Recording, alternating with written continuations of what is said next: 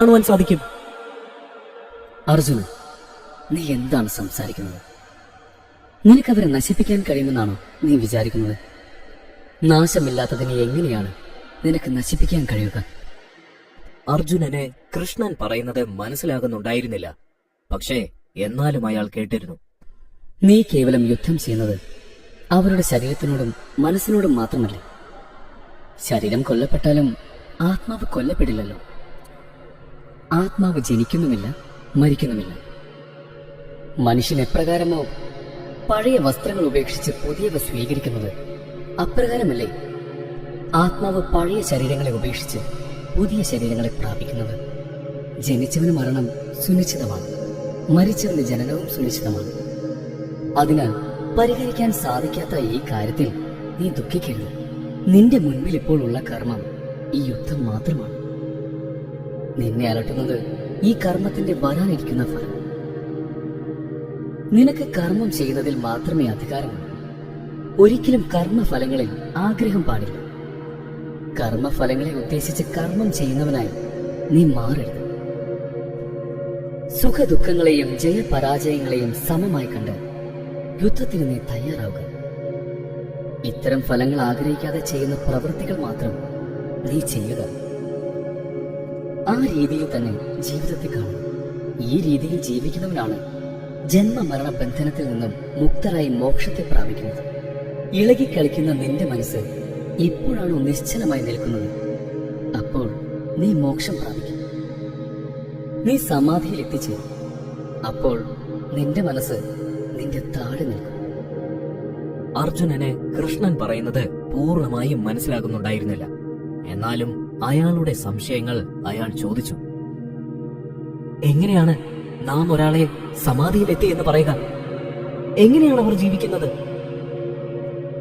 മനസ്സിലുള്ള എല്ലാ ആഗ്രഹങ്ങളെയും ഉപേക്ഷിച്ച് എപ്പോഴാണോ ഒരുവൻ പരമാത്മാവിൽ സന്തുഷ്ടനാകുന്നത്, അവൻ സമാധിയിൽ എത്തി എന്ന് പറയാം. അവന് കൈവന്നിരിക്കുന്ന ജ്ഞാനം ഉറച്ചതായിരിക്കും. ഒരാമ തന്റെ അവയവങ്ങളെ ഉള്ളിലേക്ക് വലിക്കുന്നത് പോലെ അവന്റെ ഇന്ദ്രിയങ്ങളെ അവന് പിൻവലിക്കാൻ സാധിക്കും. കാരണം ഇന്ദ്രിയങ്ങളെ സന്ധിക്കാനുള്ള ജ്ഞാനം അവന് കൈവന്നിരിക്കും. മനസ്സിനെ അടക്കുവാൻ കഴിയാത്തവന് ധ്യാനം പോലും ചെയ്യാൻ കഴിയില്ല. ധ്യാനം ചെയ്യാത്തവന് മനഃശാന്തിയുമില്ല.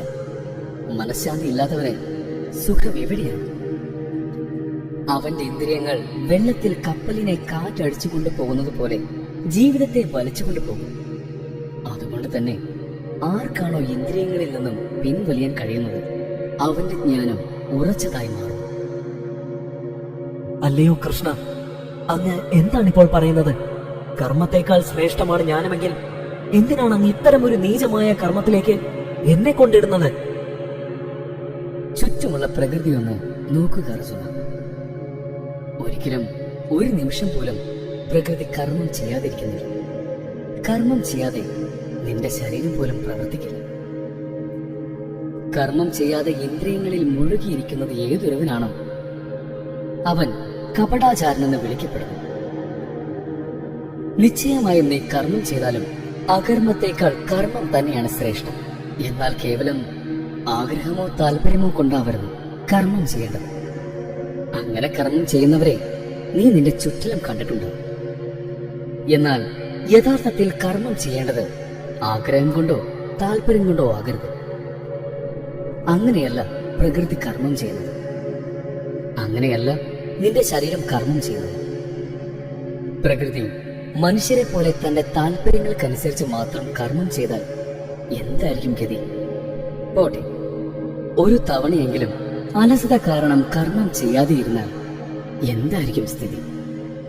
അർജുന, ഇത് തന്നെയാണ് പ്രകൃതി നിന്നോട് പറയുന്നത്. ഒരു തവണ പോലും അലസതയില്ലാതെ കർമ്മം ചെയ്യുക. പ്രകൃതിയുടെ ഇന്ദ്രിയങ്ങളിലൂടെയാണ് നീ കർമ്മങ്ങൾ ചെയ്യുന്നത്. അതിലൂടെ മാത്രമേ ഏതൊരു കർമ്മവും നിനക്ക് ചെയ്യുവാൻ സാധിക്കും. അതുകൊണ്ട് തന്നെ ഞാനാണ് കർമ്മം ചെയ്യുന്നത് എന്ന തെറ്റിദ്ധാരണ മാറ്റുക. സ്വന്തം കർമ്മത്തിൽ അഭിമാനം കൊള്ളേണ്ട ആവശ്യം ലേശമില്ല. ഏതൊരുവനാണോ കർമ്മഫലത്തിലുള്ള ആസക്തി ഉപേക്ഷിച്ച് തൃപ്തനായി കർമ്മം ചെയ്യുന്നത്, അവന് യഥാർത്ഥത്തിൽ ആത്മശുദ്ധി വരുന്നു. അവനെ അവന്റെ കർമ്മങ്ങൾ ബന്ധിക്കുന്നില്ല. ജലത്തിൽ താമര എന്ന പോലെ പാപത്തെയും അവൻ ബന്ധിക്കപ്പെടില്ല. എന്നാൽ കർമ്മഫലം ആഗ്രഹിച്ച് കർമ്മം ചെയ്യുന്നവൻ ബന്ധിക്കപ്പെടും. ഇതിലൂടെ മാത്രമേ ആത്മാവിനെ കരകയറ്റുവാൻ സാധിക്കൂ. ആത്മാവിന്റെ ശക്തിയെ ഒരിക്കലും കീഴ്പോട്ടാക്കരുത്. തന്റെ ആത്മാവിന് താൻ തന്നെയാണ് ബന്ധു. തന്റെ ആത്മാവിന് ശത്രുവും താൻ തന്നെ. ആത്മാവിനെ അറിയുവാൻ മനസ്സിനെ അടക്കി നിർത്തണം. വൃത്തിയുള്ള സ്ഥലത്ത് സ്ഥിരമായുള്ള സ്ഥലം സ്ഥാപിച്ചിട്ട് ആ ആസനത്തിലിരുന്ന് മനസ്സിനെ ഏകാഗ്രമാക്കാവുന്നതാണ്. ഇങ്ങനെ ഇന്ദ്രിയങ്ങളെ അടക്കി മനഃശുദ്ധിക്കായി ഇത് അഭ്യസിക്കേണ്ടതാണ്. ഇപ്രകാരം മനസ്സിനെ അടക്കി നിർത്തുമ്പോൾ ആത്മാവ് പരമമായ മോക്ഷത്തെയും ശാന്തിയെയും പ്രാപിക്കുന്നു. അർജുന, അമിത ഭക്ഷണം കഴിക്കുന്നവനും ഒട്ടും കഴിക്കാത്തവനും അമിതമായി ഉറങ്ങുന്നവനും ഒട്ടും ഉറങ്ങാത്തവനും മോക്ഷം സാധ്യമല്ല. മിതമായ ഉറക്കവും മിതമായ ആഹാരവും കർമ്മവും ഉള്ളവനെ അത് സാധ്യമാക്കും. അവന്റെ മനസ്സ് കാറ്റില്ലാത്ത സ്ഥലത്തിരിക്കുന്ന വിളക്ക് പോലെ ഏകാഗ്രമായിരിക്കും. അങ്ങ് പറയുന്നത് ആദ്യമായാണ് ഞാൻ കേൾക്കുന്നത്. പക്ഷെ എന്നിരുന്നാലും ഇതെല്ലാം സത്യമാണെന്ന് എനിക്ക് തോന്നുകയാണ്. പക്ഷേ മനസ്സിനെ ജയിക്കാൻ എനിക്ക് കഴിയുന്നില്ല. മനസ്സിന് ചഞ്ചലമായ സ്വഭാവമാണുള്ളതെന്ന് ഞാൻ മനസ്സിലാക്കിയിട്ടുണ്ട്. അർജുന, മനസ്സിനെ ജയിക്കുക എന്നത് പ്രയാസമുള്ള കാര്യമാണെന്നതിൽ സംശയമില്ല. അതിന്റെ സ്വഭാവവും ചഞ്ചലമാണ്. വെറും ചിന്തകൾ കൊണ്ട് അതിനെ അടക്കുവാൻ സാധിക്കില്ല.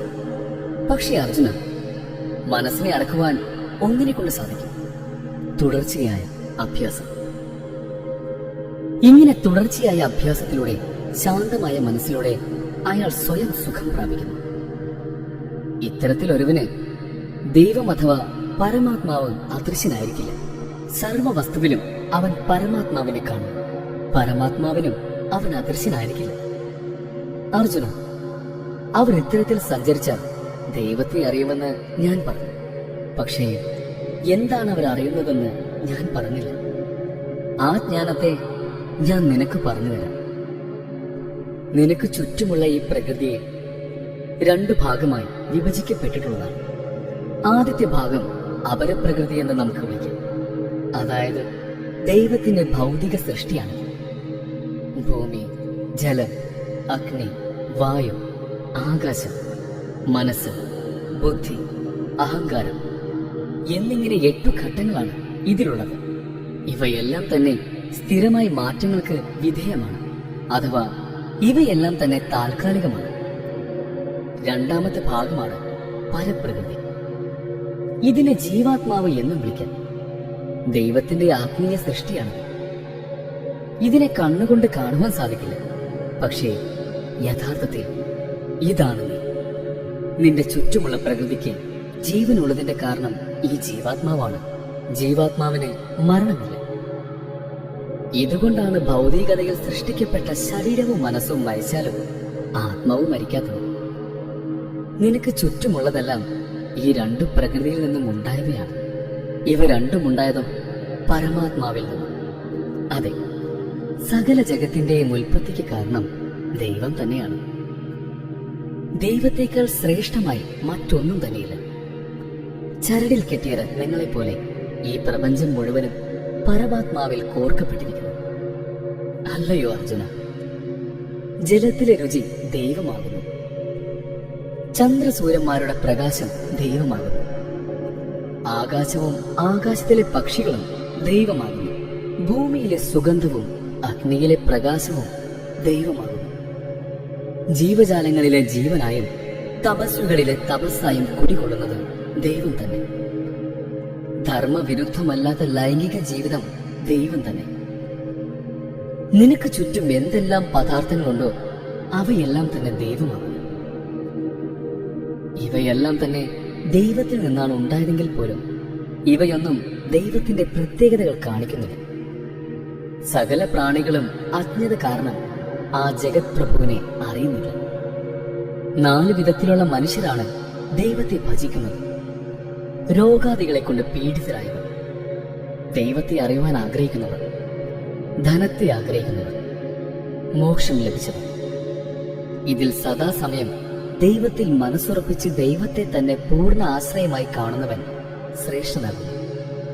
കാരണം ഏറ്റവും അവന്റെ പ്രിയപ്പെട്ടവൻ ദൈവമാകുന്നു. അവനും ദൈവത്തിന്റെ പ്രിയപ്പെട്ടവനാകുന്നു.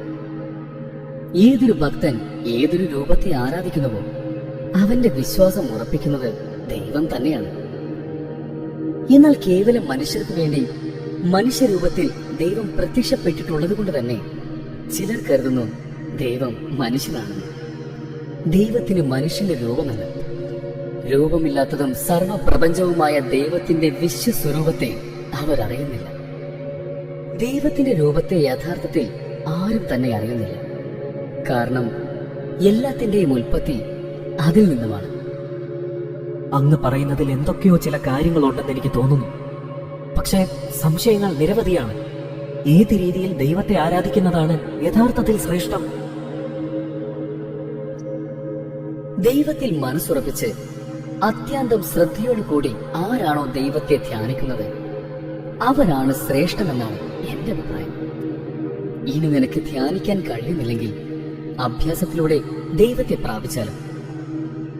അഭ്യാസത്തിലും നീ സമർത്ഥനല്ലെങ്കിൽ നിന്റെ സർവ്വകർമ്മങ്ങളും ദൈവത്തിൽ സമർപ്പിച്ച് ചെയ്യുക. പക്ഷെ കൃഷ്ണ, എന്തുകൊണ്ടാണ് മനുഷ്യരിൽ തിന്മ ചെയ്യുന്നവരുണ്ടാകുന്നത്? ദൈവമാണ് എല്ലാത്തിലുമെങ്കിൽ അത് ദൈവമല്ലേ?